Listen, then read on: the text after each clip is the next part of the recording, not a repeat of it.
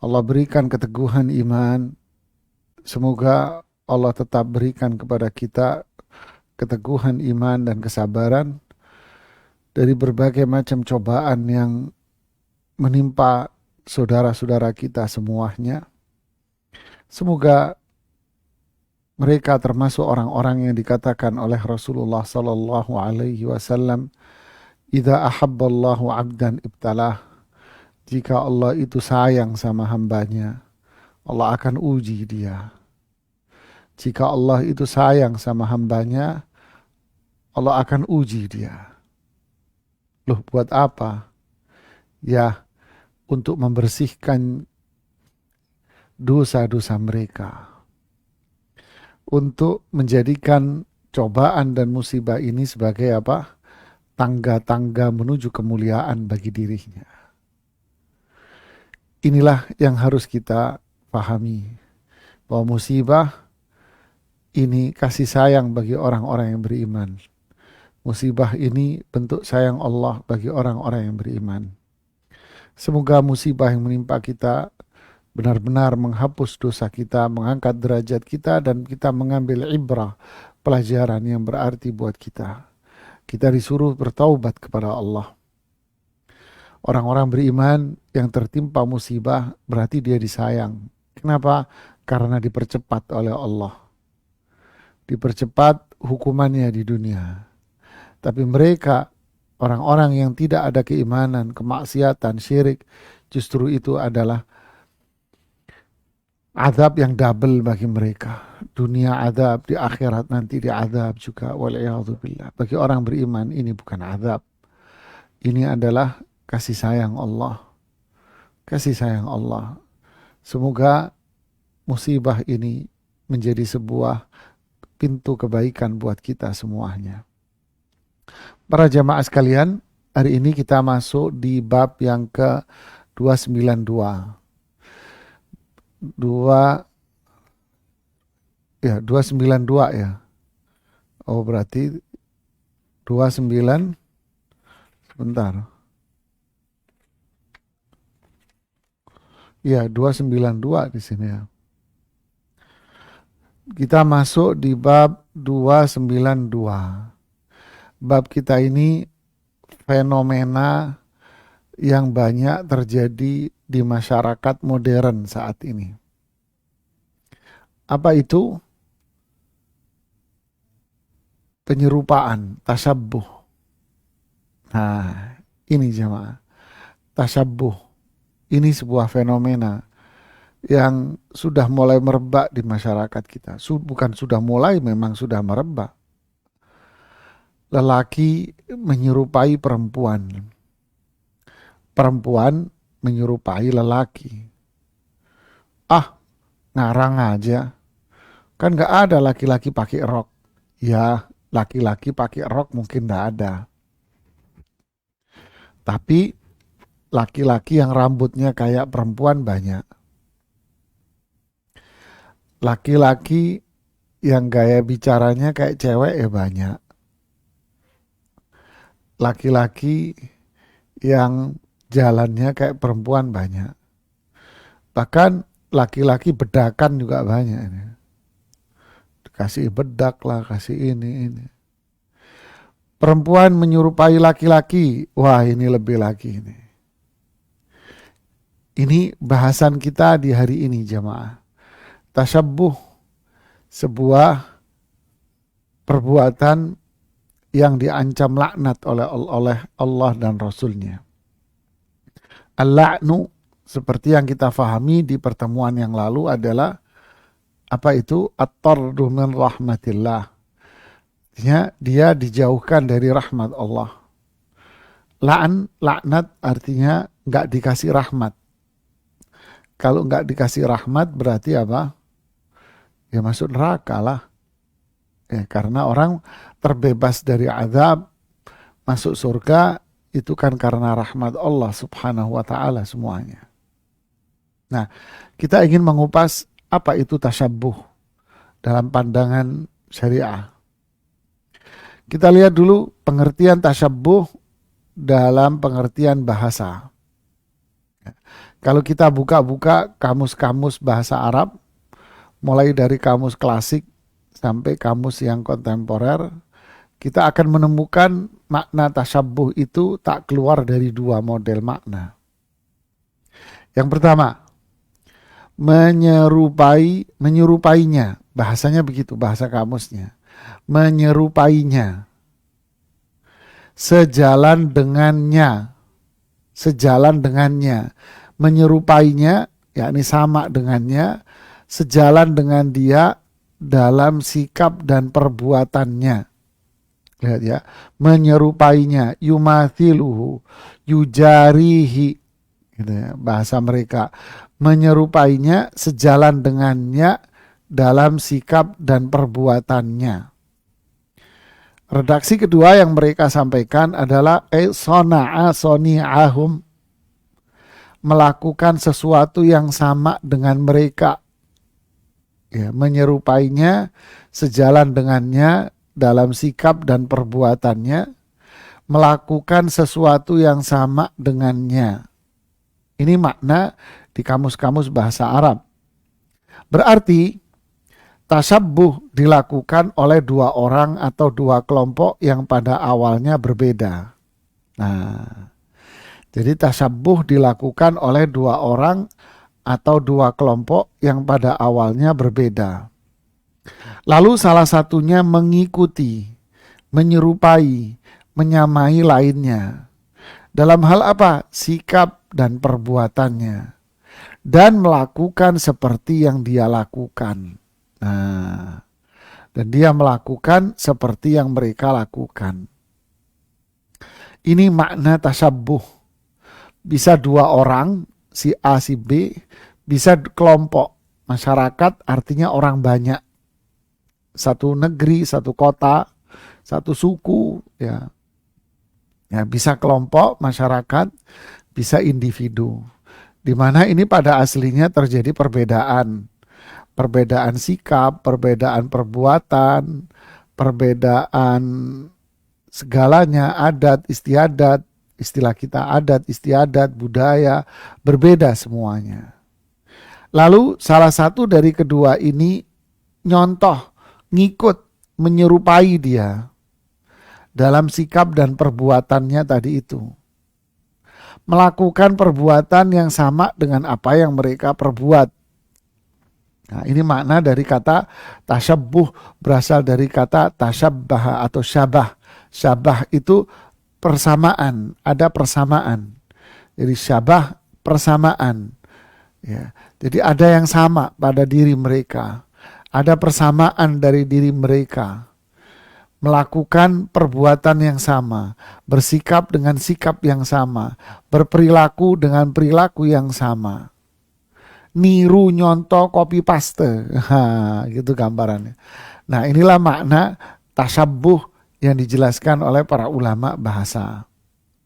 Oke, kita pindah lagi ke penjelasan secara syariat. Tasyabuh dibagi oleh para ulama menjadi dua bagian. Ya, ini kalau kita cermati dari kitab-kitab para ulama, kita akan temukan pembagian ini. Pertama, tasyabuh yang boleh. Malah boleh, bahkan dianjurkan, sangat dianjurkan. Apa itu? Menyerupai para ulama yang menjalankan sunnah Rasulullah SAW. Mulai dari para sahabat dan seterusnya dari kalangan salafus soleh. Ini sangat dianjurkan, malah kita disuruh untuk menyerupai mereka, para ulama ini. Kita disuruh menyerupai para sahabat, disuruh menyerupai para tabi'in dan tabi'in dalam setiap hal dan aktivitas mereka. Disuruh bertasyabuh, disuruh untuk menyerupai ahlul khairi wa ta'ah. Menyerupai orang-orang yang berbuat kebaikan, ketaatan, kayak dia. Saya pengen kayak dia. Jadi kita kalau dengerin ngaji, anak kecil, suaranya enak banget gitu jamaah ya. Lalu kita dengerin, temen nanya, suara siapa tuh anak kecil enak banget. Jawaban kita apa? Jawaban bercanda. Anak siapa? Anak saya. Oh, anak kamu. Gitu ya. Artinya apa? Kita kepingin. Sampai-sampai hasad itu kan nggak boleh jamaah. Hasad itu kan dosa besar. La hasada illa fitnatain. Nggak boleh hasad kecuali dalam dua hal. Si fulan dikasih ilmu yang diamalkan, yang diajarkan. Lalu kita pengen kayak dia. Andai aku kayak dia ya, punya ilmu, bisa saya ajarkan. Andai saya kayak si fulan, punya harta, dibelanjakan di jalan Allah, waduh saya kayak dia. Kan artinya tasabbuh, kita pengen kayak dia. Kita pengen niru seperti dia. Nah, ini diperbolehkan dalam syariat Islam. Ya, kita lihat penjelasan para ulama. Imam Al-Khattabi yang wafat tahun 388 Hijriah berkata, dianjurkan bagi ahlut taksir, saya terjemahkan apa adanya, dianjurkan bagi ahlut taksir, seseorang yang belum menjalankan perintah Allah dan Rasulnya, untuk bertasabbuh dengan mereka yang memiliki kemuliaan dan kesempurnaan. Tuh kan, jadi harus niru sama mereka dan mengikuti perbuatan mereka sebagai bentuk harapan untuk mencapai tingkatan mereka. Nah, itu niatannya.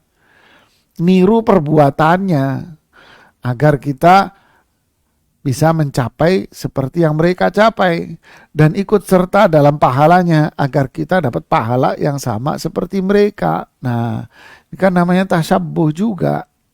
Nah, harus kita dudukin ini tasabbuh ini. Jadi kita selama ini belum menjalankan sunnah Rasulullah SAW. Wah, itu mereka orang-orang mulia, para salafus saleh. Kita pengen kayak mereka menjalankan sunnah Rasulullah SAW. Artinya kan bertasabbuh namanya. Kita pengen kayak mereka. Dalam hal apa? Keyakinannya, tutur katanya, perbuatannya. Dalam segala hal kita pengen kayak mereka. Kita ingin melakukan seperti yang mereka lakukan. Nah, kan itu kan dari sisi bahasa tadi. Kita pengen melakukan seperti yang mereka lakukan. Kita pengen mencontoh mereka. Ini tasabbuh yang sangat dianjurkan bahkan sampai pada tingkatan keharusan. Imam Ibnu Battal wafat tahun 449 Hijriah mengatakan, bersemangat untuk bertasabbuh dengan orang-orang soleh. Lihatlah, bersemangatlah, terus bersemangat untuk bertasabbuh dengan orang-orang soleh dan mengikuti orang-orang baik tuh, dalam cara makan mereka dan juga segala perbuatan mereka dalam setiap kondisi-kondisinya untuk mengharap kebaikan dengan mengikuti perbuatan tersebut. Lihat. Jadi sampai cara makan pun kita disuruh mirip kayak mereka. Minum kayak mereka. Cara berpakaian kayak orang-orang soleh ini.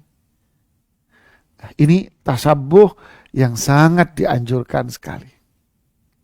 Ya, kemudian kita lihat berikutnya. Tentu tasabbuh yang dibolehkan bahkan dianjurkan bisa jadi sampai pada tingkatan wajib. Ya, bisa sampai wajib ini jamaah. Ya. Kalau berkaitan dengan masalah akidah, ya wajib lah. Tergantung pada aspek yang diikuti. Kalau berkaitan akidah, ibadah, wajib kita bertasabbuh dengan mereka. Yaitu tasabbuh dan mengikuti para sahabat. Wajib kita ikut sahabat. Harus, nggak bisa tidak. Ya. Lihat ungkapan Abdullah bin Mas'ud yang terkenal itu. Beliau mengatakan, siapa di antara kalian yang ingin mengambil petunjuk, ambillah petunjuk itu dari orang yang sudah wafat. Man kana minkum mustannan falyastanna biman qad mat. Fa innal hayya la tu'manu alaihimul fitnatu. Karena yang hidup tidak bisa fitnah itu terbebas darinya. Begitu terjemahan redaksionalnya. Fitnah nggak akan bisa bebas dari mereka. Maksudnya orang hidup masih rentang dengan fitnah dan keburukan. Siapa yang dimaksud dengan kalimat ini? Bertasabbuhlah, ngikutlah dengan orang-orang yang sudah wafat. Siapa yang dimaksud? Mereka itu adalah hum ashabu Rasulillah. Mereka adalah sahabat Rasulullah Sallallahu Alaihi Wasallam. Mereka umat ini yang paling mulia, sahabat ini orang yang paling mulia loh. Hati mereka yang paling baik, ilmu mereka paling dalam. Sedikit mereka memaksakan diri. Kaum yang Allah pilih untuk menemani nabinya dan menegakkan agamanya. Kenalilah keutamaan mereka. Ikutilah jejak-jejak mereka. Tuh, bertasabuhlah. Ikutilah jejak-jejak mereka. Berpegang teguhlah sesuai kemampuan kalian dengan akhlak mereka dan agama mereka. Karena mereka di atas petunjuk yang lurus. Subhanallah. Lihat nih jamaah. Jadi kita disuruh tasabuh di sini, wajib bertasabuh dengan sahabat, dengan tabi'in dalam segala hal, sampai cara makan pun kita disuruh menyerupai mereka, orang-orang yang saleh. Siratal ladzina an'amta alaihim. Inilah jalan orang-orang yang telah diberikan nikmat oleh Allah kepadanya. Makanya kita berdoa setiap hari agar sikap, perilaku, perbuatan kita semuanya sama seperti mereka. Ini adalah tasabuh yang mulia. Ya, ini tasabuh yang sangat mulia sekali. Oke, yang kedua, dan ini bagian bahasan kita. Tasabuh terlarang, bahkan haram hukumnya. Yaitu bertasabuh dengan siapa? Nah, pertama, tasabuh dengan orang-orang kafir, Yahudi, Nasrani, kaum musyrik. Nah, ini yang jadi bahasan kita pada bab 293 nanti di minggu depan. Ya, pertemuan kita minggu depan kita akan bahas masalah ini. Tasabuh dengan orang-orang kafir, Yahudi, Nasrani, orang-orang musyrik, semua Hindu, Buddha, dan pelaku-pelaku syirik. Larangan menyerupai orang-orang kafir ini banyak disebutkan dalil-dalilnya di dalam Al-Quran. Dan banyak pula disebutkan dalam hadis-hadis Rasulullah SAW. Dan larangan ini berdalilkan ijma', bahkan sudah sampai pada ijma' atau kesepakatan para ulama akan keharamannya dan perintah untuk menyelisihinya. Syekhul Islam menjelaskan permasalahan ini dalam satu kitab khusus, namanya Iqtida' As-Siratil Mustaqim. Nanti insya Allah minggu depan kita akan ringkaskan dari buku ini yang poin-poin yang kita akan ambil dari situ. Karena itu bagian bahasan kita di pertemuan yang akan datang. Ya, menyerupai setan dan orang kafir katanya. Ya, siapa yang mau sama setan? Ngelihat aja takut. Kan gitu kan. Oke. Ini bagian pertama, tasabuh yang dilarang. Menyerupai orang kafir. Kita bahas di pertemuan nanti. Yang kedua, tasabuh dengan orang-orang munafik. Ya, orang-orang munafik. Imam Al-Qurtubi yang wafat tahun 463 Hijriah. Setelah menyebutkan hadis-hadis sholat orang munafik. Kita tahu orang munafik kalau sholat kan malas. Paling malasnya sholat bagi mereka itu isya sama subuh.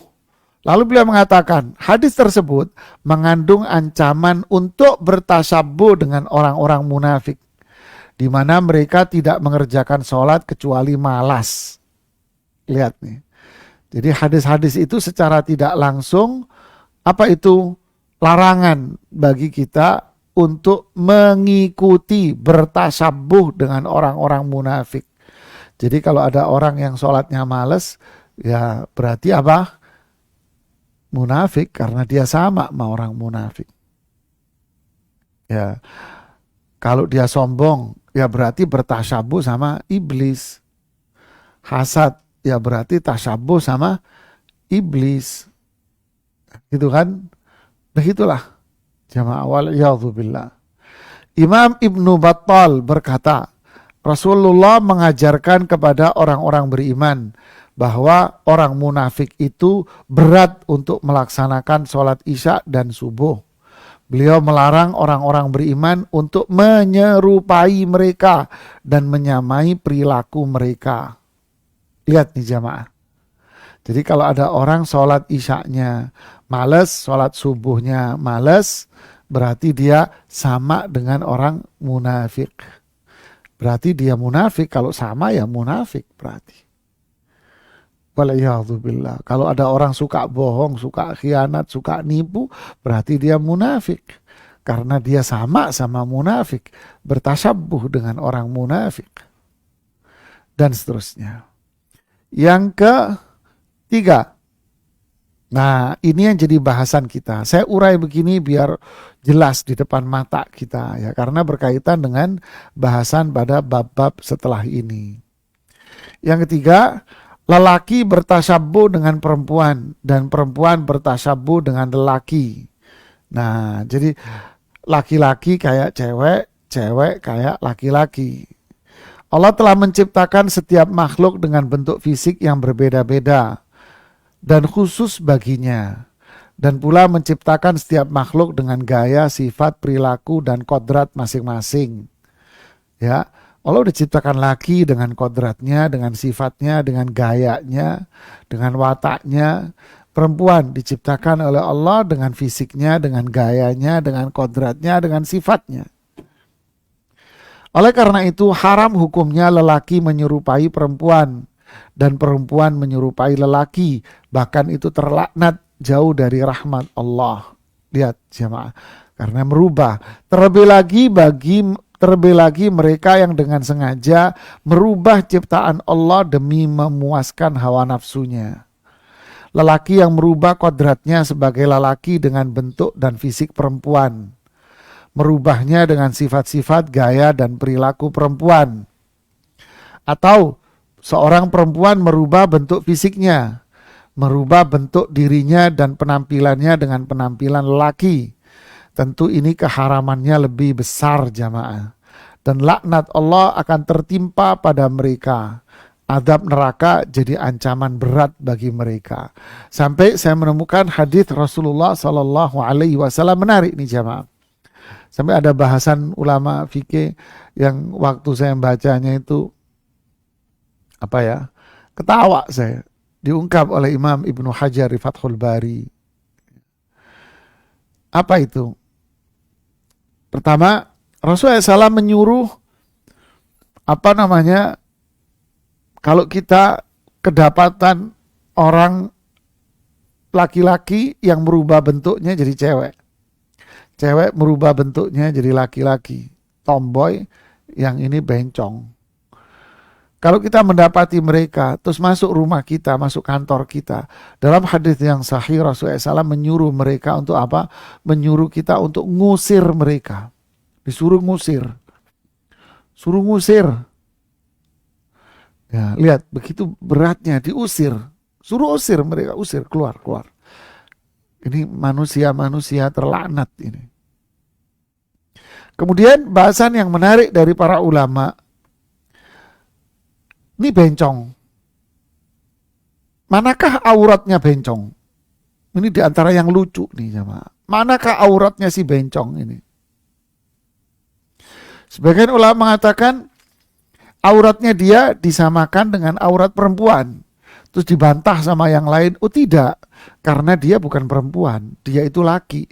Jadi nggak boleh dia berada di kalangan perempuan. Dan menutup diri dengan seperti perempuan nggak boleh karena dia laki.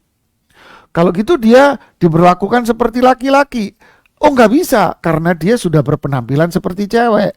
Jadi saya ketawa sendiri akhirnya baca, waduh inilah mau pergi kemana nih bencong. Perempuan gak diakui, laki juga tidak diakui. Terus perdebatan para ulama di Fathul Bari berhenti sampai di situ, gak ada solusinya. Subhanallah ya.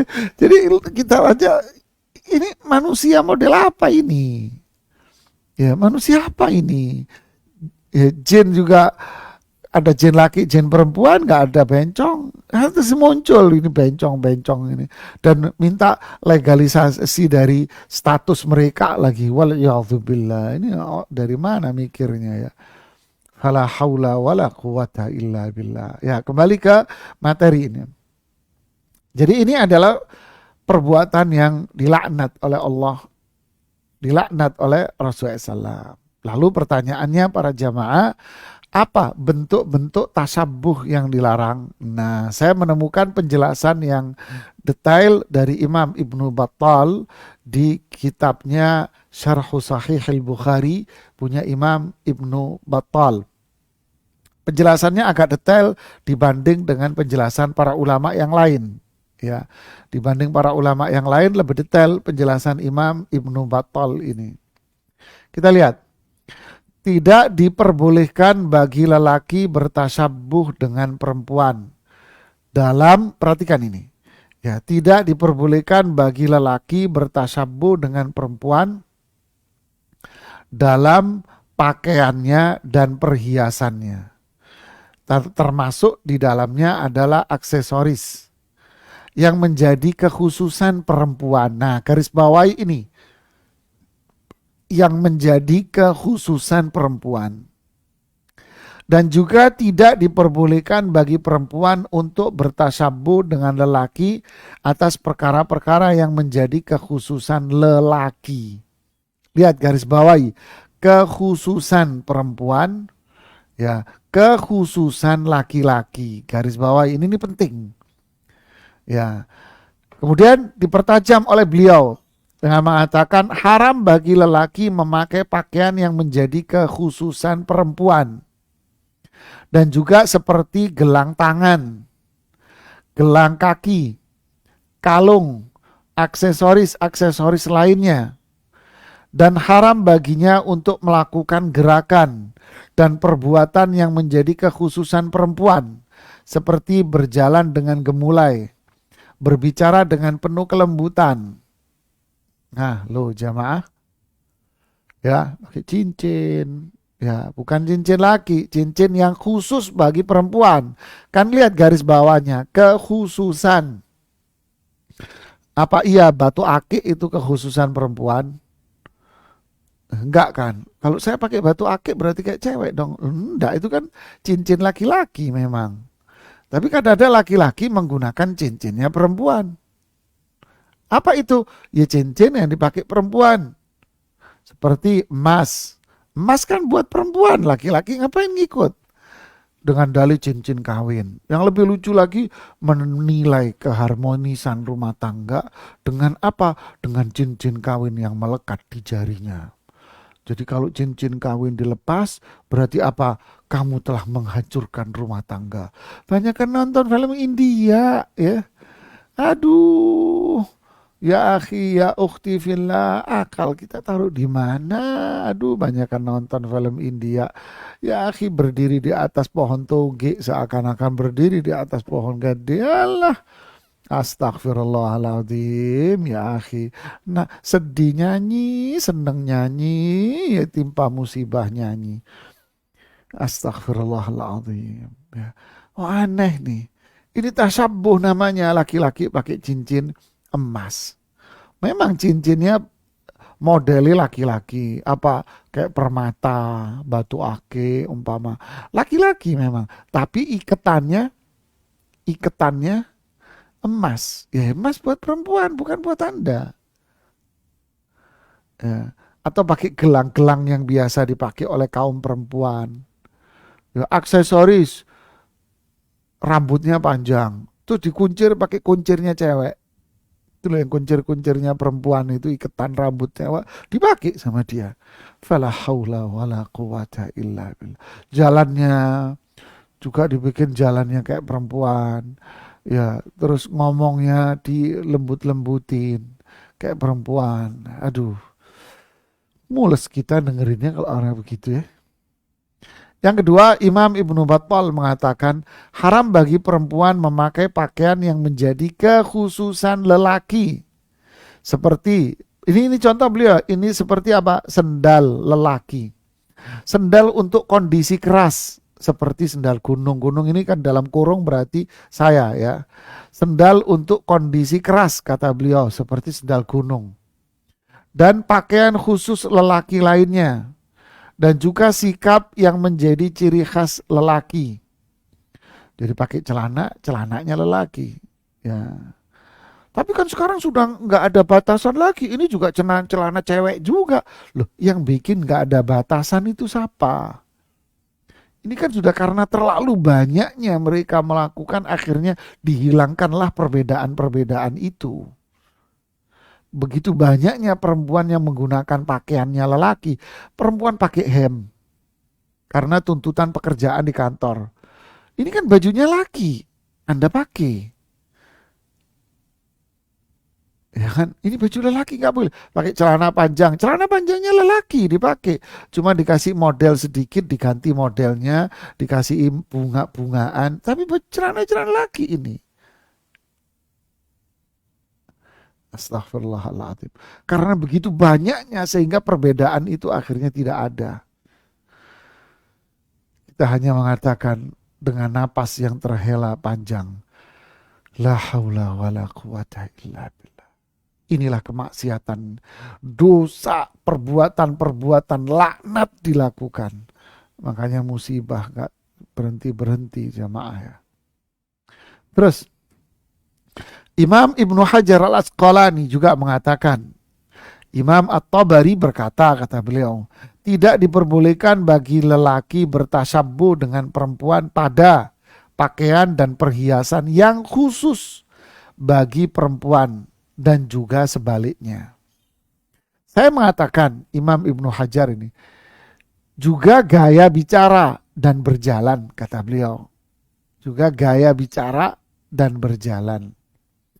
Di halaman yang lain, Imam Ibnu Hajar mengatakan, Syekh Abu Muhammad bin Abu Jamrah mengatakan, secara redaksional, hadis-hadis yang melarang tasyabuh yang akan kita baca, larangan tasyabuh dengan segala hal berdasarkan dalil-dalil itu.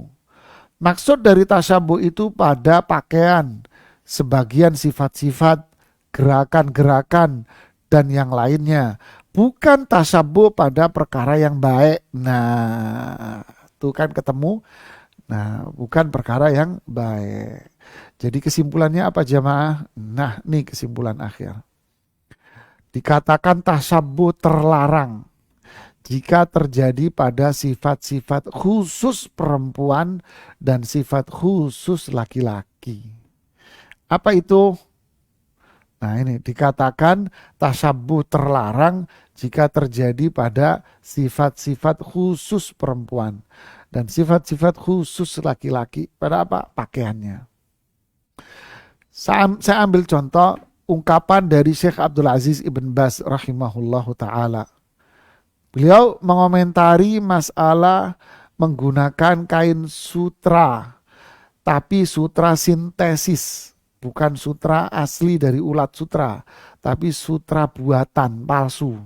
Bolehkah? Beliau mengatakan boleh bagi laki-laki memakai sutra palsu yang sintesis yang bukan asli. Boleh, boleh. Tetapi beliau mengatakan apa? Tetapi laki-laki meninggalkan itu jauh lebih mulia. Kamu gak pakai lebih mulia. Kenapa? Karena kainnya geloyor seperti kain cewek. Nanti masuk pada ranah tasyabuh bin nisa, menyerupai perempuan karena kainnya perempuan itu begitu. Allahu Akbar. Sampai seperti itu para ulama. Perhiasan, aksesoris yang tadi itu, yang khusus perempuan dipakai laki, yang laki dipakai cewek. Aduh, kacau balau nih. Gaya bicara,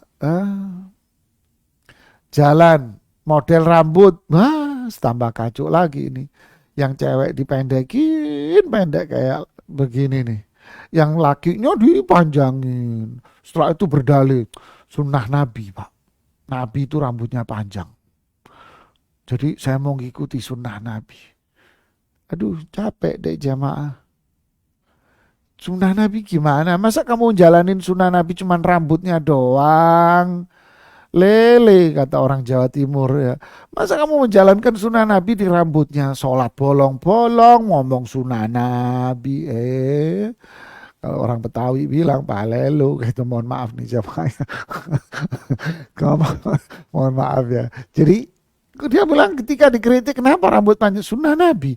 Ya akhi Anda sholat bolong-bolong. Ya akhi Anda syirik, Anda bid'ah. Lalu bicara sunnah Nabi. Ya, para ulama mengatakan kenapa rambut Rasulullah SAW itu panjang? Karena di zaman itu penjelasan Syekh Muhammad Shalih Al-Utsaimin, penjelasan Syekh Abdul Razak dalam kitabnya Syarah Syama'il Muhammad mengomentari hadis-hadis itu di zaman Rasulullah SAW. memang rambut panjang itu menjadi bagian dari sifatnya laki-laki. Ya, zaman itu sifat laki-laki itu rambutnya panjang, kata Syekh Muhammad Shalih Utsaimin, Syekh Abdul Razak menukil dari Syekh Utsaimin bahwa ini memang gaya mereka, budaya mereka rambutnya panjang. Lalu sekarang yang terjadi apa? Sekarang berbalik, rambut panjang itu adalah gayanya perempuan.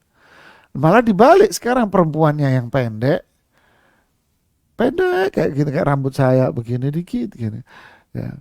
Yang lakinya, wah rambut panjang, kuncirannya pakai kuncirannya cewek itu. Fala haula wala quwata illa billah. Minyak wangi. Nah, udah laki-laki pakai minyak wanginya cewek. Lu kenapa? Sudah nggak ada bedanya sekarang. Minyak wangi cewek. Yang jual juga bilang begitu. Untuk semuanya, Pak. Waduh. Make up. Waduh, mau syuting dibedakin. Allah haula wala quwata illa billah. Mau kawinan yang laki dibedakin. Biar apa?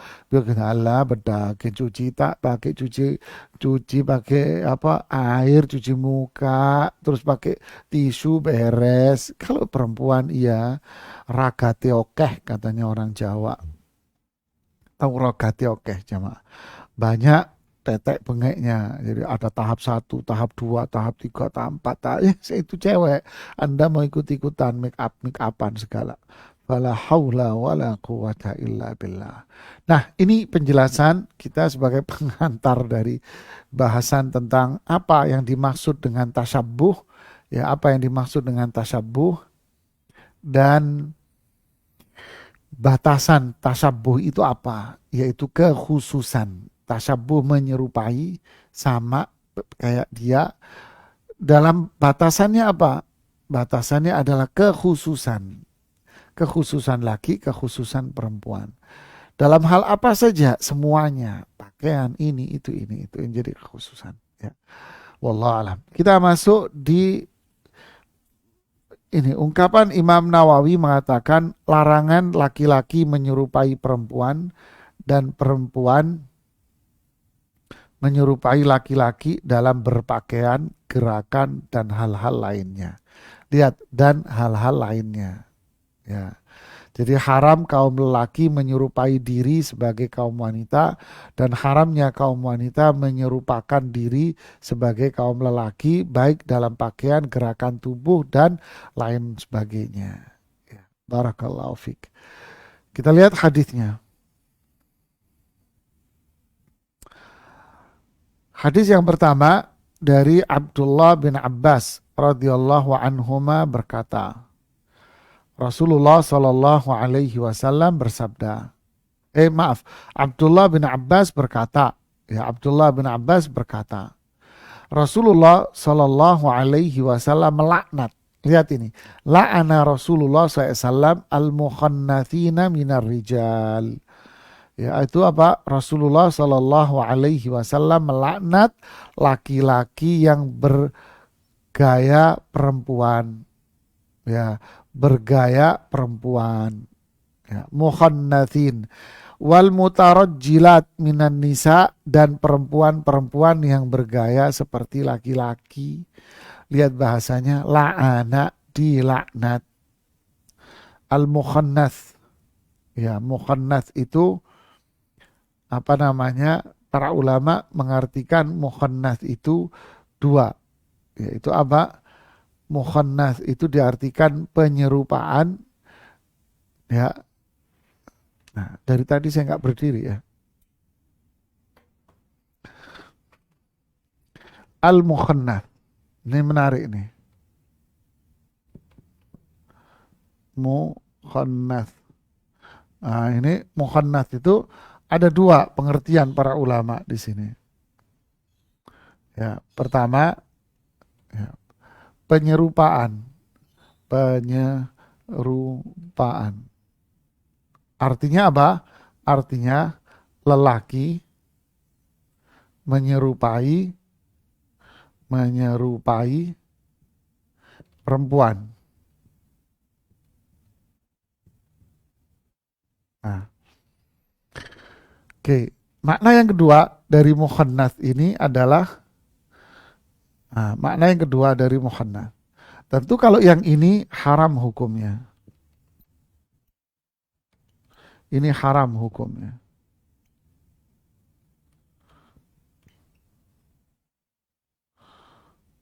Nah, ini haram. Ini yang jadi bahasan kita, ya. Al-mukhannats, yaitu penyerupaan laki-laki yang menyerupai perempuan. Ya, yang bahasan kita tadi. Nah, al-mukhannats ada lagi diartikan kalau dalam bahasan ilmu waris, ada bahasannya warisan al-khuntha. Warisan khuntha. Dalam ilmu waris ada namanya warisan, ini buat tambahan ilmu, warisan khuntha. Khuntha. Warisan khuntha. Nah, ini istilah khuntha muncul. Warisan khuntha. Khuntha ini apa? Kalau dalam waris namanya apa? Bayi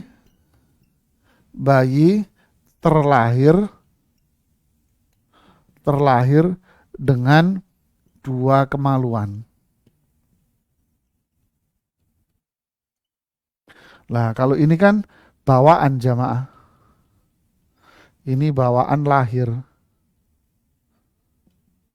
Nah, bawaan lahir. Khunsa ini, warisan khunsa ini kalau para ulama membaginya jadi dua. Yang mudah, ada khunsa yang mudah dibagi, ada yang sulit dibagi.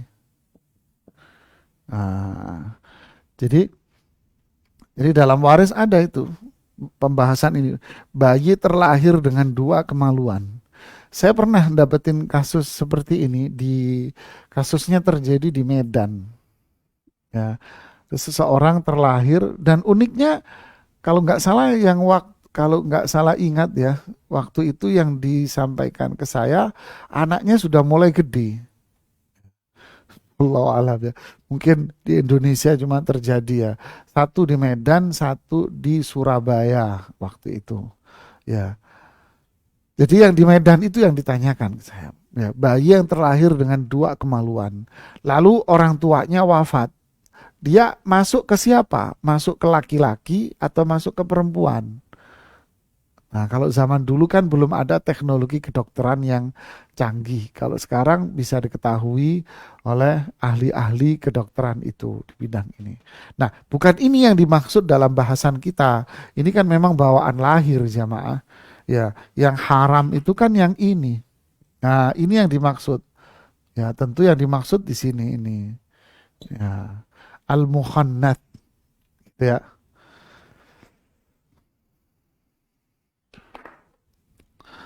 Kemudian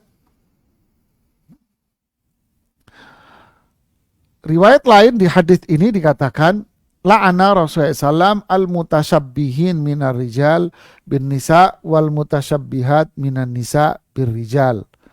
Di riwayat lain disebutkan bahwa Rasulullah Sallallahu Alaihi Wasallam melaknat laki-laki yang menyerupai perempuan dan perempuan yang menyerupai laki-laki.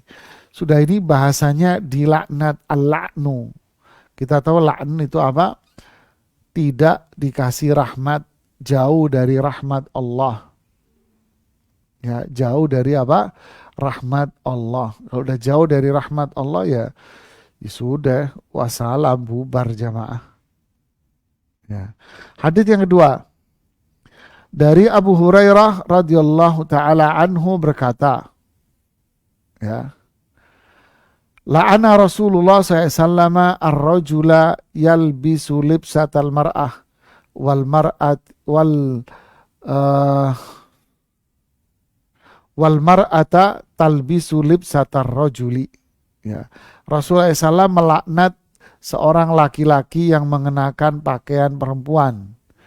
Juga melaknat perempuan yang mengenakan pakaian laki-laki. Hadis riwayat Abu Dawud dengan jalur periwayatan sanadnya yang sahih.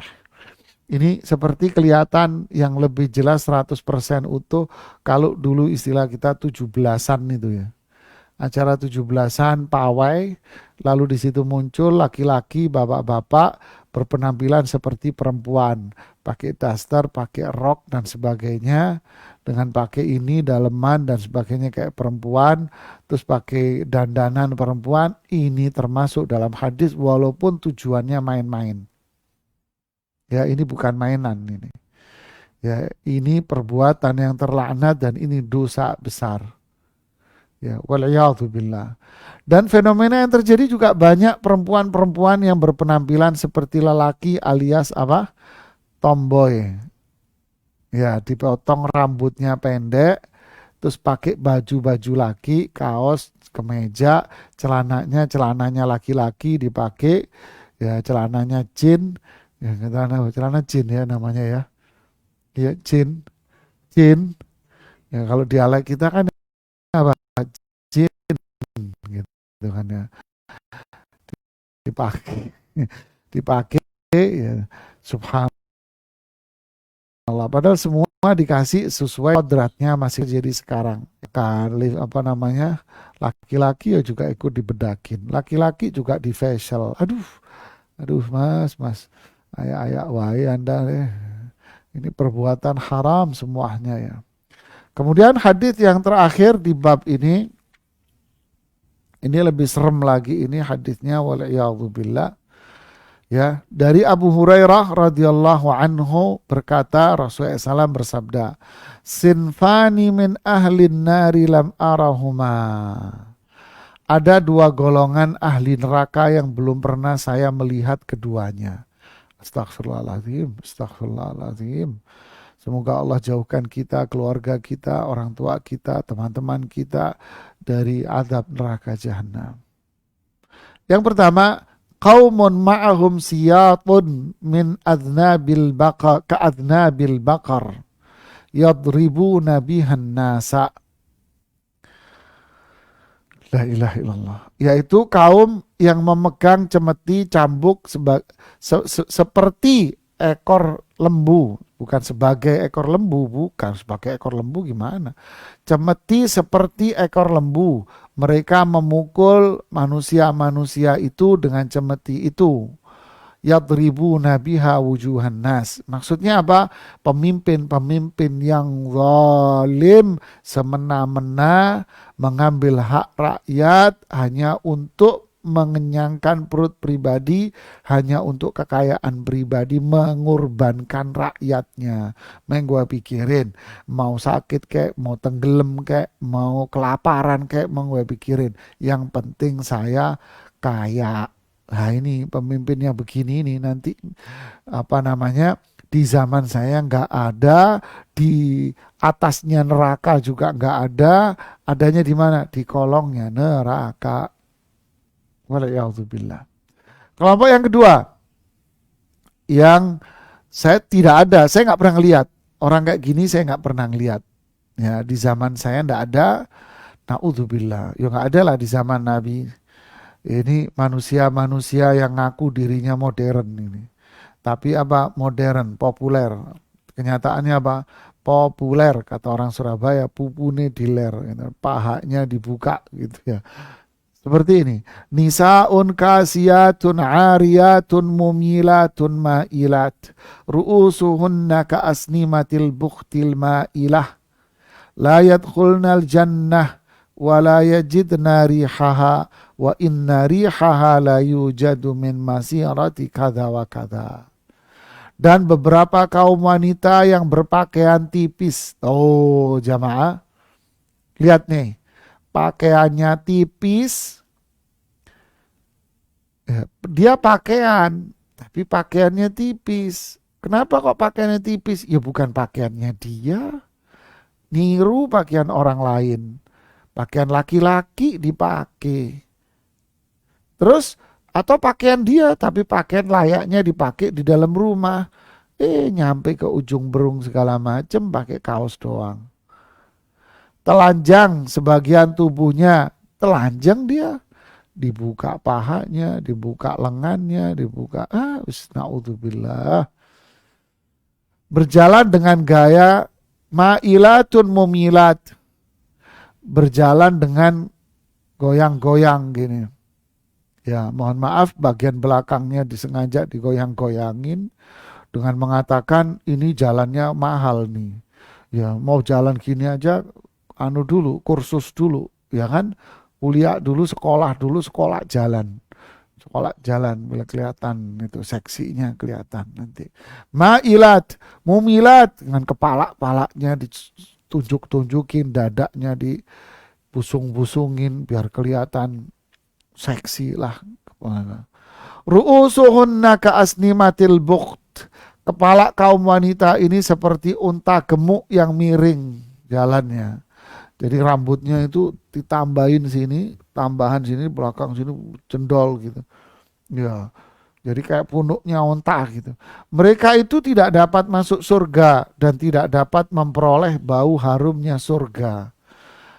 Padahal sesungguhnya bau harum surga itu dapat dicapai dari jarak perjalanan sejauh demikian dan demikian. Na'udzubillah, inilah fenomena munculnya pemimpin-pemimpin zalim, perempuan-perempuan yang telanjang di jalanan. Ya bukan telanjang benar ya, kalau kalau di dunia barat ya memang telanjang lah. Ya kalau di dunia barat telanjang. Kalau di tempat kita pakai baju tapi ketat, tipis, kelihatan, mohon maaf sampai warna yang di dalam pun kelihatan membentuk. Ya subhanallah. Jadi inilah yang terjadi fenomena ini. Subhanallah, subhanallah ya. Inilah bahasan dan kajian kita jamaah tentang tasyabuh. Semoga bermanfaat buat kita semuanya. Wallahu a'lamu bissawab. Kita lihat pertanyaan dari yang raise hand dulu. Silahkan di saung ukhuwah. Silahkan Ibu. Assalamualaikum warahmatullahi wabarakatuh, Ustaz.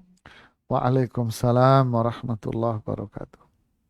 Assalamualaikum Ustaz atas kesempatan buat kami. Pertanyaan yang pertama dari mohon nasihatnya Ustaz. Saya punya teman baik yang anak gadisnya berteman dengan laki yang menyerupai perempuan. Mereka studi grup di rumah, gaya-gayahan bareng-bareng sama teman-temannya. Saya sudah memberitahu, tapi dia berdalih sekalian dakwah, jadi jangan dijauhi. Apakah saya masih boleh berteman dengan dia? Saya sudah beritahu bahwa tetap saja haram hukumnya. Anak perempuan kita bercanda dengan banci seperti bercanda bersama wanita. Ya, bismillah, alhamdulillah, salatu wassalamu ala rasulillahi wa ba'd. Rasulullah SAW nyuruh ngusir kok malah kita suruh masuk ke rumahnya, gimana ceritanya? Loh, enggak ini mau dakwah. Oke, Anda dakwah, boleh mendakwai. Mendakwai itu apa? Mendakwah itu Anda dudukin dia, Anda ajarin dia, Anda kasih tahu dia. Mas, ya, master atau apalah. Ya, ini di dalam Islam haram. Tidak boleh, haram apa yang kamu lakukan. Kamu jadi laki-laki, jangan jadi perempuan.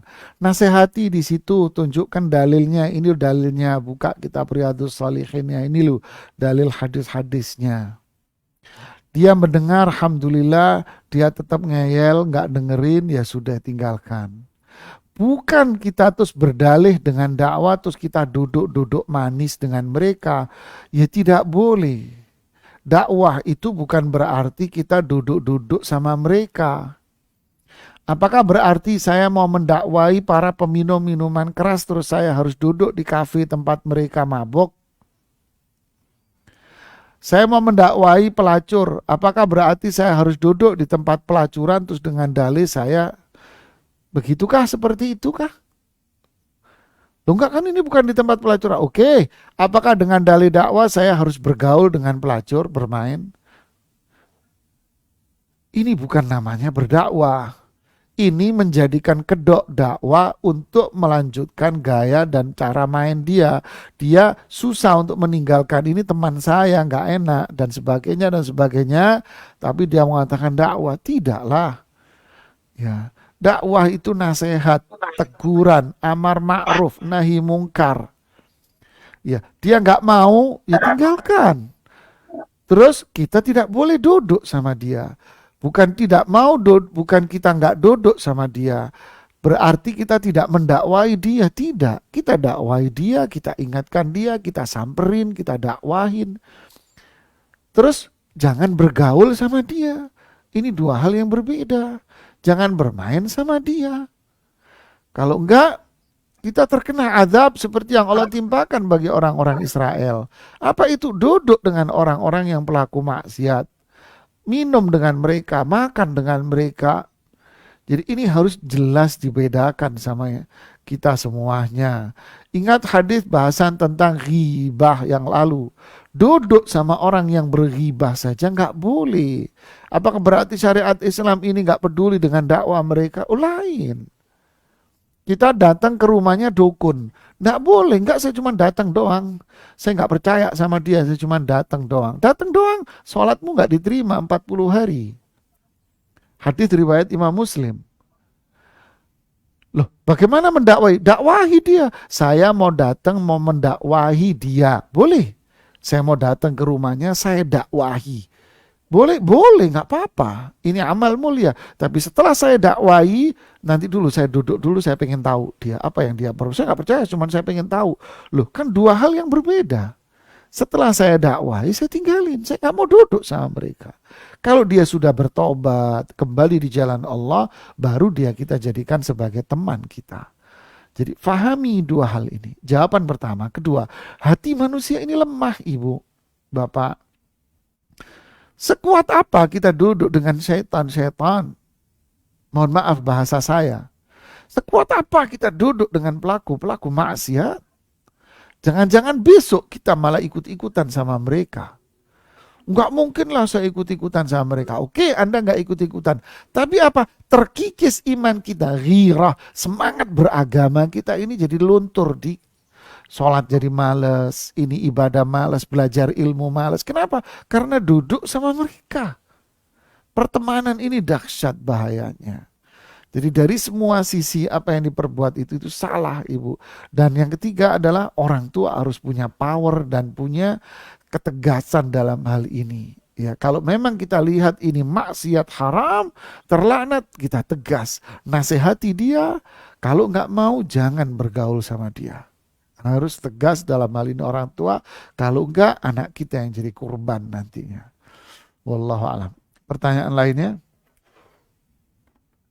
Ya, na'am Ustadz. Yang berikutnya, Ustadz mohon pencerahannya. Seperti yang Ustadz sampaikan semua benar, Ana seringkali iri kepada orang yang mudah mengajak kebaikan sesuai syariat. Ana mempunyai beberapa teman yang sudah Ana nasihatkan karena mereka meminta pertolongan Ana. Tetapi mereka hanya mau menerima yang mereka inginkan saja. Tidak mau menuruti nasihat Ana bila berseberangan. Teman Ana itu ada laki-laki yang menyerupai wanita. Tidak mau berubah dan juga sering mengunjungi dukun yang mengaku Ustadz. Apakah Anda tidak perlu lagi membantu mereka, Ustadz? Karena Anda takut akan mendapat dosa dari perbuatan mereka. Dan yang berikutnya, sejauh mana langkah-langkah tabayun apabila mendapati berita atau kabar yang dari yang menyampaikan. Syukron, Ustaz. Ya, bismillah, alhamdulillah, salatu wassalamu ala rasulillah ya ba'd.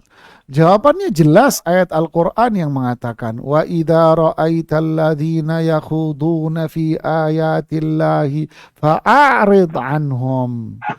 Jika kalian melihat orang-orang yang suka mempermainkan ayat-ayat Al-Quran, mempermainkan hukum-hukum syar'i, mempermainkan hadith-hadith Rasulullah SAW, fa'arid anhum, berpaling dari mereka. Jauhi mereka. Hatta yakhudu fi hadithin ghairi, sampai mereka tobat. Ya. Ini orang-orang dinasehati malah nggak mau, bantah, melawan ayat-ayat, dan yang diambil yang cocok sama hawa nafsunya saja. Tentu ini orang-orang yang berbahaya, Ibu. Terus apa? Ayat Quran tegas bahasanya. Fa'arid anhum. Berpalinglah kalian dari mereka. Titik. Jangan diajak bicara. Maksudnya jangan diajak bermain dan bergaul lagi. Itu berbahaya. Loh, saya mau dakwah. Ya itu tadi, dakwahi. Gak apa-apa. Anda samperin, Anda dakwahi. Sampaikan dalilnya ayat Quran. Dia menolak. Tinggalkan. Yang penting saya sudah menyampaikan. Saya sudah sampaikan, saya sudah ingatkan. Ya sudah, Anda tidak mau tetap bersikukuh dengan pendirian Anda, tinggalkan, jangan diajak main lagi. Karena apa? Pertemanan yang seperti itu berbahaya dan sangat berbahaya. Berapa banyak mantan orang soleh? Banyak mantan orang soleh. Kenapa? Karena pergaulan dia. Dulu dia rajin ke masjid, sekarang sudah enggak. Kenapa? Ya karena pergaulan dia seperti ini. Waliyahzubillah. Tinggalkan orang-orang yang seperti itu. Ya, setelah dinasehati nggak mau, diingatkan nggak mau, malah malah dimain-mainin ayat Al-Quran, ya tinggalkan. Kemudian kedua berkaitan dengan berita secara umum, dari pertanyaannya kurang jelas ya. Berita apapun yang harus kita timbang-timbang dulu. Apapun, idza ja'akum fasiqum binaba'in fatabayyanu. Kalau ada orang-orang yang enggak soleh, orang-orang munafik membawa berita-berita miring, ya harus kita timbang-timbang dulu, harus kita cross check dulu. Ya, apalagi di dunia medsos, ini dunia kalau istilah saya hutan belantara, ya berhati-hatilah siapa yang membawa berita, siapa sumber berita dari mana, dan siapa penulisnya. Ya, ini sangat berbahaya buat kita. Jika itu kebohongan, maka kita terlibat dalam kebohongan. Jika itu ghibah, kita terlibat dalam masalah ghibah. Ya, jadi harus benar-benar dicek. Kalau nggak paham, nggak ngerti, mending dihindari. Rasulullah SAW bersabda, min husni islamil mar'i tarkuhu ma la ya'ni. Sebaik-baik keislaman seseorang, meninggalkan hal-hal yang nggak penting bagi dia. Ngapain sibuk-sibuk dengan ini? Banyak hal yang sangat penting bagi kita yang masih kita tinggalkan. Ya, barakallahu fikum. Ada Nah, lagi? Ustaz. Ada Ustadz. Yang berikutnya, Assalamualaikum warahmatullahi wabarakatuh. Ustadz mohon nasihatnya. Di negara tempat saya tinggal, di US, sudah ada undang-undang pernikahan sesama jenis. Dan sekarang ini resmi pejabat tinggi negara diangkat dari kalangan mereka. Astagfirullahaladzim. Supaya tidak mendapat azab bagi keluarga kami dan saudara-saudara kami, apa yang harus kami lakukan dan amalan apa yang bisa membentengi? Jazakallah khairan. Siap dengan terima jawaban dari saya, Ibu? Ya, jawaban saya, Bismillah, alhamdulillah, salatu wassalamu ala rasulillah, ba'd. Seperti hadis riwayat Muslim tentang kisah laki-laki yang membunuh 100 orang. Apa jawaban orang alim yang disebutkan dalam hadis itu? Apa jawabannya? Tinggalkan perkampungan mereka, pergilah ke kampung itu karena di dalamnya ada orang-orang soleh. Imam An-Nawawi mengomentari hadis ini karena riwayat Imam Muslim, dikomentari dalam kitabnya Al-Minhaj Syarah Sahih Muslim dengan apa? Inilah sarana sebab kesempurnaan taubat kita dan kebaikan kita pada Allah. Apa itu? Tinggalkan lingkungan Anda. Pindahin aja, Bu, pindah balik, Bu. Balik ke Jakarta, balik ke negeri asingnya. Yang mana di Jawa ya Jawa, Sumatera. Alhamdulillah di negeri kita kalau ada orang kawin begitu, dipentungin orang sekampung, Bu. Laki kawin sama laki, mau dipentungin, Bu, sama orang kampung, Bu. Ya, perempuan mau nikah sama perempuan dipentungin, Bu. Ada bencong, ditepokin tangan sama anak kecil. Bencong, kan digituin, Bu, sama anak-anak kecil kampung, Bu. Ya, sudahlah, negeri kita lebih enak. Ya, masih nilai-nilai akhlak dan budayanya di situ yang berkaitan usus ini masih dipegang. Ada orang laki yang kayak cewek-cewekan, lu jalan yang bener jangan kayak cewek, kamu jalan yang bener jangan kayak cewek, kan gitu ya. Jalan yang bener, jalan kayak perempuan, diomelin orang banyak, yang ngomelin masih banyak. Ya, kalau di sono ngomelin, di penjara. Yang ngomelin yang di penjara, yang negor yang di penjara. Jadi apa solusinya? Ya pindah, Bu. Ya, dengan dalil-dalil syar'i ya. Ini bukan pandangan pribadi. Ya. Wallahu alam. Ada lagi, Ibu? Ada yang terakhir Ustadz, Ya. tapi di luar tema Ustadz. Ya. Ya, Assalamualaikum Ustadz. Keluarga kami masih non-Muslim. Assalamualaikum. Ya. Keluarga suami masih non-muslim dan Ah, adiknya akan menikah di gereja. Bolehkah anak-anak saya jadi pengiring pengantinnya? Dan ah. ada seorang wanita pakai celana panjang atau legging, bahan kaos ketat. Apakah termasuk tasabuh? Padahal celana itu legging khusus wanita. Jazakallahu khairan. Ya, bismillah, alhamdulillah, salatu wassalamu rasulillah, ba'd. Kalau pernikahan di gereja ya tentu tidak boleh, Ibu. Ya, tentu tidak boleh ikut serta dalam pernikahan karena pernikahan mereka di gereja, kemudian pembaptisan, kemudian ritual-ritual kekafiran mereka, maka ujungnya apa? La a'budu ma ta'budun wala antum 'abiduna ma a'bud wala ana 'abidum ma 'abadtum wala antum 'abiduna ma a'bud lakum dinukum waliyadin. Mohon maaf, sampaikan kepada dia, mohon maaf, kula mboten semanu pakai bahasanya nggak tahu ya, mohon maaf, saya nggak bisa datang karena saya Muslim. Itu kawinannya di gereja, jadi kita secara Islam tidak bisa. Sampaikan Anda dengan bahasa yang halus dan santun, ya kan? Apalagi di negeri itu yang menjunjung tinggi ke apa namanya, hak keagamaan masing-masing. Ya, sampaikan itu. Kemudian legging. Bukankah legging ini bajunya perempuan? Ya, tapi legging itu untuk dipakai di mana? Ayo. Legging itu satu dipakai untuk baju dalam. Pakai celana legging, kemudian pakai baju luar, biar kalau karena ada angin tidak tersingkap, tidak kelihatan kakinya. Legging dipakai di dalam rumah dan sebagai baju dalemannya. Bukan legging jadi pakaian luar. Yang salah bukan leggingnya, yang salah yang make. Keperuntukannya bukan tepat, bukan dipakai untuk keluar rumah, tapi dipakai untuk di dalam sebuah pakaian, pakaian dalam. Ya, pakaian dalam, bukan pakaian luar. Ya, kalau dipakai pakaian luar nanti akan terkena pada ayat hadis yang tadi, kasiyatun ariyat, pakai baju tapi kayak telanjang. Ya, barakallahu fiik. Kemudian pertanyaan dari chat, ya, dari Susilo.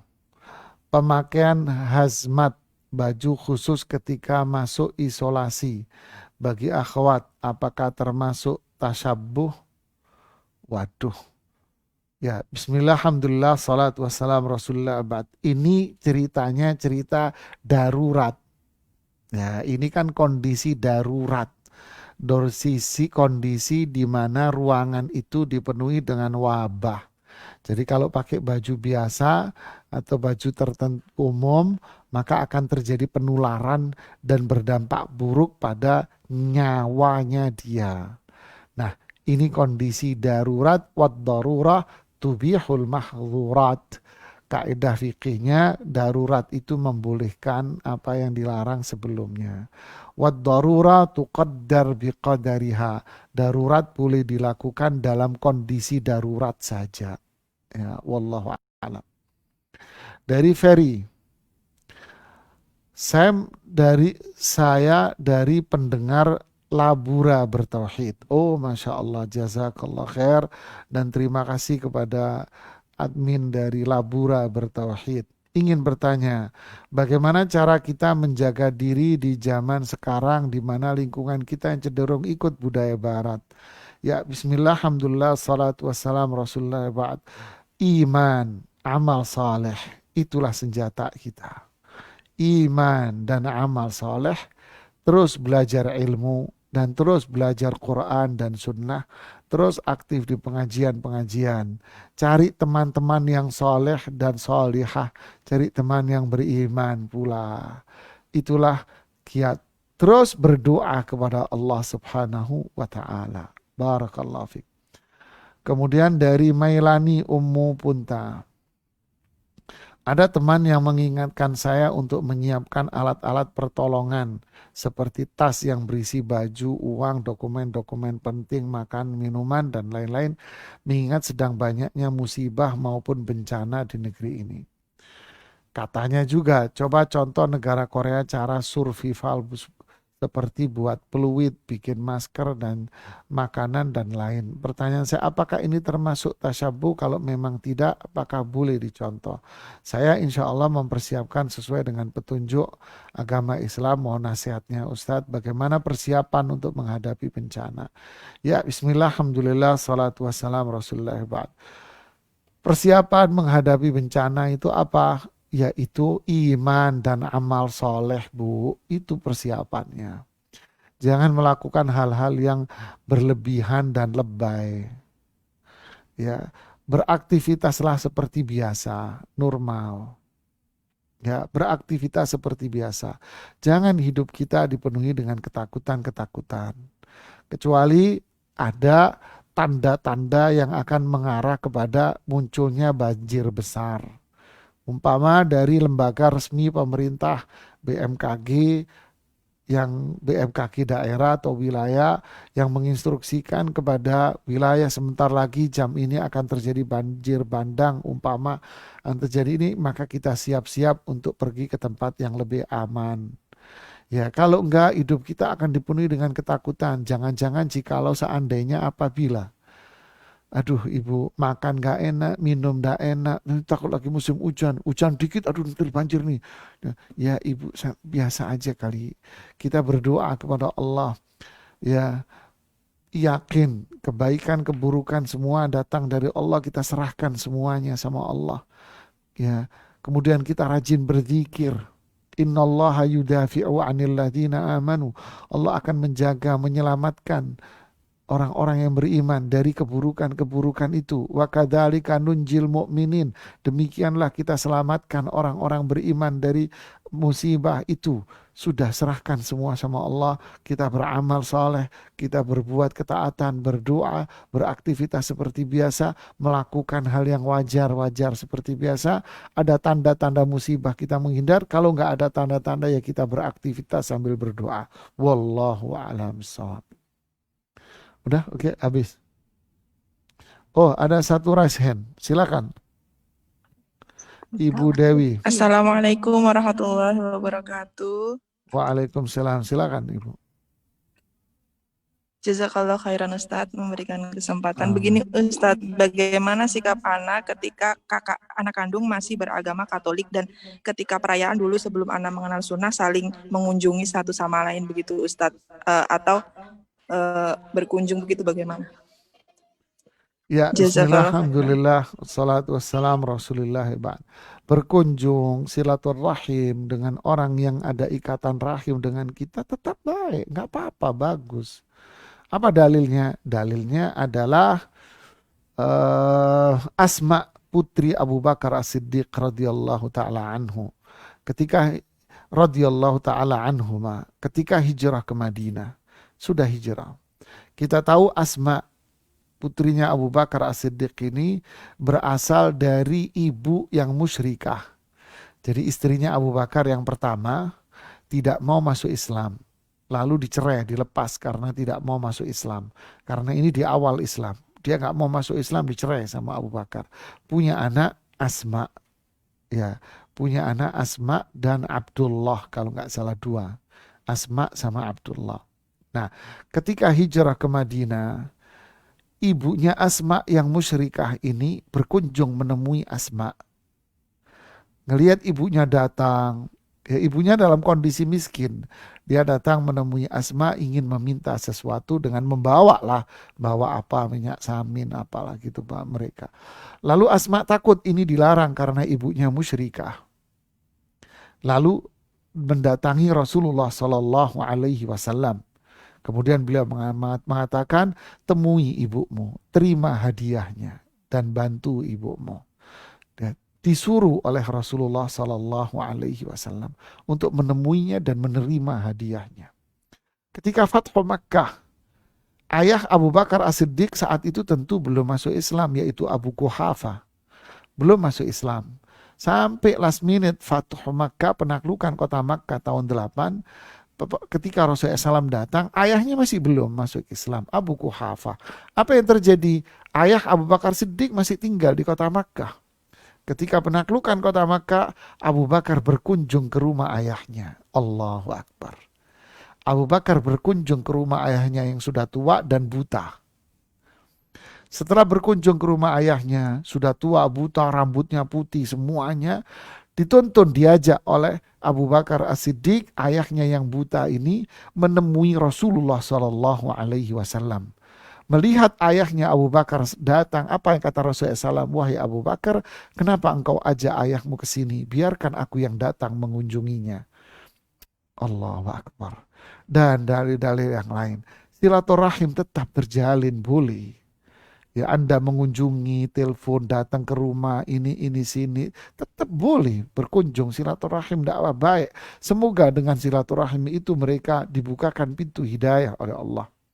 Cuman kalau ada ritual-ritual mereka di gereja, di Yahudi di tempatnya, yang Hindu di tempatnya, yang Buddha di tempatnya, ada ritual-ritual mereka, ada agama-agama mereka. Ini yang kita dilarang ikut serta di dalamnya. Silaturahmi tetap, ikut serta dalam agama mereka kita dilarang. Sampaikan dengan bahasa yang enak dan santun. Ya, barakallahu fiik. Kemudian ada Kusri. Bagaimana hukumnya pernikahan setelah lebih dari 10 tahun ternyata suami menganut Syiah? Allahu Akbar. Sholat hanya 3 kali, ya, plus gerakan yang berbeda, bacaan sebelum salam yang ditambah-tambahin. Sang istri merasa sudah menjadi istri yang taat pada suami, tapi tidak dalam sholat berjamaah. Benarkah pernikahan ini seperti berzina hukumnya? Barakallahu fiik. Masya Allah, pertanyaannya ini luar biasa ini. Bismillah, alhamdulillah, salatu wassalamu ala rasulullah wa ba'd. Para ulama menilai Syiah ini bukan Islam. Syiah ini bukan agama Islam. Syiah ini bukan dari Islam. Syiah ini agama sendiri. Keluar dari Islam seutuhnya. Jadi kalau ada orang Syiah, ya berarti bukan orang Islam. Lalu kalau ada orang Islam perempuan menikah dengan laki-laki Syiah, berarti nikahnya tidak sah. Dan itu perzinahan, Ibu. Kalau dulu nggak tahu, semoga Allah memaafkan kita karena ketidaktahuan kita. Sekarang Ibu tahu, maka Ibu harus memutuskan diri dari suami Anda. Lo harus dicerai. Apanya yang dicerai? Wong suami Anda memang bukan orang Islam. Sudah bukan orang Islam, itu orang Syiah. Ya, Syiah bukan Islam. Syiah agama sendiri, namanya agama Syiah. Ya, Anda langsung keluar dengan mengatakan kepada laki ini, kamu bukan suami saya dan saya baru sadar ternyata orang Syiah itu bukan Islam, ya. Karena punya aturan sendiri, punya agama sendiri, syariat sendiri, tuntunan sendiri, semuanya beda 100%. Ya. Barakallahu fiik. Ada pertanyaan dari Sam Susanto. Bolehkah seorang besan menikahi besannya? Apakah itu halal? Maksudnya apa ini? Apa maksudnya besan menikahi besan? Sama-sama besan gitu ya. Bismillah, alhamdulillah, salatu wassalam rasulullah ba'd. Bolehkah? Ya bolehlah. Enggak apa-apa. Si A menikah dengan putrinya si B. Lalu bapaknya si A ini duda. Ibunya si ini janda. Lalu si duda akhirnya ayahnya menikahi dengan ini, boleh nggak apa-apa, nggak ada kaitan apa-apa, bukan ada mahram, nggak ada ikatan nasab, nggak ada masalah, ya nggak apa-apa, barakallahu fiik. Walaupun di masyarakat wana ya, anak nikah sama anak, bapak nikah sama bapaknya, ya bapak nikah sama ibunya gitu ya, barakallahu fiik. Terus Suri Harnum Suri Kalimantan. Saya memiliki adik berumur 7 tahun. Gayanya seperti perempuan, Ustadz, baik dalam gerak berjalan maupun gaya bicara. Bagaimana agar tidak lagi seperti itu? Ya, bismillah, alhamdulillah, salatu wassalam rasulullah ba'd. Imam Ibnu Hajar menjelaskan di Fathul Bari, kalau ada seseorang yang bawaan lahirnya itu kebencong-bencongan gitu ya, maka dia harus wajib dirubah. Ya, Anda sebagai kakak Harnum Suri ya harus merubah watak dan gerak-gerik adik Anda menjadi laki-laki yang seutuhnya. Ya harus dirubah, harus dirubah, dibiasakan pelan-pelan ya. Barakallahu fiik. Dari Ummu Sultan di Solo. Oh, di Solo Ummu Sultan. Kemarin ada Ummu Sultan di Kalimantan. Ada berapa Ummu Sultan berarti ya. Dalam bermuamalat bisnis sering bekerja sama atau bersinggungan dengan kaum laki-laki melambai seperti yang Ustadz sebutkan tadi. Bagaimana harusnya Ustadz ya? Bismillah, alhamdulillah, salatu wassalam rasulillah wa ba'd. Apakah harusnya diingatkan? Ya, orang Solo nih, Solo ini perempuannya pedagang, dagang batik. Ya diingatkan, desainer atau apa, diingatkan, ya mohon maaf mas, Anda kayak perempuan, itu tidak boleh di dalam Islam. Ya haram hukumnya, ini dosa lo, Anda harus berubah. Nasihati dengan bahasa yang baik dan santun lah. Ya. Kemudian Syamsu Yusrif. Gimana kalau kita tinggal serumah dengan bencong karena sama-sama ikut numpang tinggal di rumah keluarga? Ya bismillah, alhamdulillah, salatu wassalam rasulillahi wa ba'd. Pindah mas, ngekos. Ya, ngekos dan bencongnya nasihati. Kalau nggak mau, yang punya rumah nasihati biar semuanya nggak kena laknat. Kalau tetap nggak mau, ya sudah, Anda sudah melakukan kewajiban Anda, pindahlah ke kos-kosan yang lain.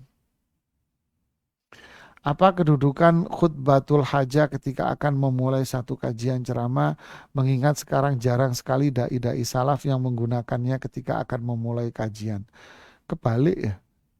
Bismillah, alhamdulillah, salatu wassalam rasulillah ba'd. Setahu saya justru banyak dai-dai salaf lah yang banyak memakai khutbatul hajah.